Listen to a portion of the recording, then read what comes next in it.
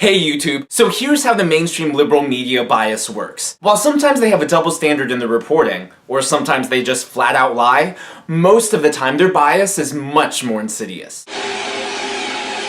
Instead of showing their true colors, the mainstream media simply refuses to report on certain stories. If a conservative makes a mistake, grrr, the media is all over it. But if a liberal makes a mistake, it's completely ignored. Take the latest Obama interview, for example. I have bent over backwards to work with the Republican Party and have purposely kept my rhetoric down. I think I'm pretty well known for being a calm guy. Now that's the most ridiculous thing I've heard since Sarah Palin said she could see Russia from her house. Which she never said, so technically that makes this the most absurd thing ever. First off, Obama's never even tried to work with conservatives or libertarians. In fact, he's openly said that he doesn't even want their voices in political debate. But I don't want the folks who created the mess,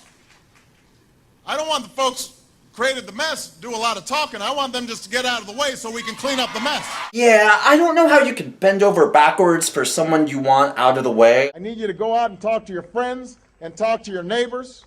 I want you to talk to them whether they're independent or whether they are Republican. I want you to argue with them and get in their face. We talk to these folks because they potentially have the best answers, so I know who's ass to kick. Getting in people's faces and looking to kick ass doesn't sound like Obama's trying to turn down the rhetoric. If Sarah Palin had said something similar, the media would be accusing her of trying to start a civil war. But Obama can get away with anything, because that's how mainstream media bias works. If Latinos sit out the election, instead of saying we're going to punish our enemies and we're going to reward our friends who stand with us on issues that are important to us, if they don't see that kind of upsurge in voting in this election, then I think it's going to be harder. If any conservative or libertarian politician encouraged Latino voters to do the same thing and punish their fellow Americans, their career would be over. And finally, there's the quote so controversial that almost every video of it has been removed.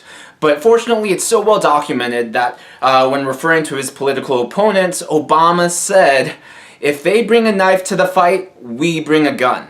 So what's the point of this video? The liberal media, including my fellow creators here on YouTube, don't necessarily have to lie to you in order to influence your opinion. Sometimes they just conveniently fail to report the facts. Subscribe or else.